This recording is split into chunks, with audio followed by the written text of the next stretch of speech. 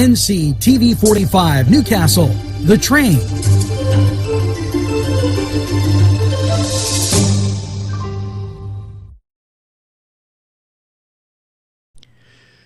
Today's program furnished by funding from Bill's Bake Shop, where smiles are everywhere.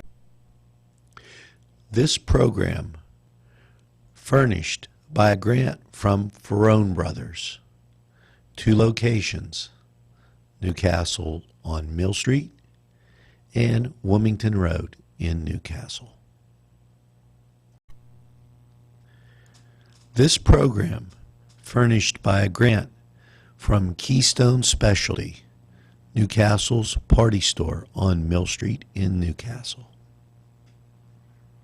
NewsWatch, always bringing you that information you need to know.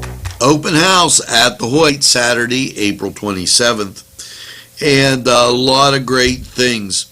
For adults, meet the instructor and get a sneak peek at classes. Kevin Donson at the piano.